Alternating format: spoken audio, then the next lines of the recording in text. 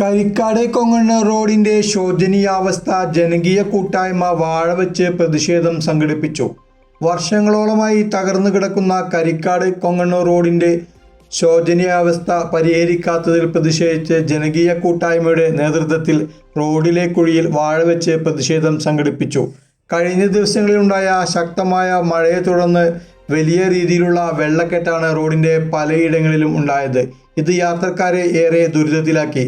റോഡിന്റെ ശോചനീയാവസ്ഥ പരിഹരിക്കണമെന്ന് ആവശ്യപ്പെട്ട് നിരവധി തവണ വാർഡ് മെമ്പറെയും പഞ്ചായത്ത് അധികൃതരെയും അറിയിച്ചിരുന്നുവെങ്കിലും യാതൊരു നടപടിയും ഉണ്ടായില്ലെന്ന് പ്രദേശവാസികൾ പറഞ്ഞു.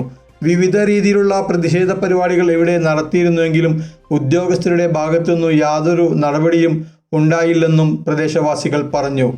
Pratheesh KR, Girish UG, Ajeesh K, Sibin PB, Vinod PS, Suresh KT, ചന്ദ്രൻ KC, അജീഷ് കരുവന്താടം, കുട്ടൻ S, Srikanth KR, Sanoop PG തുടങ്ങിയവർ പ്രതിഷേധ പരിപാടികൾക്ക് നേതൃത്വം നൽകി.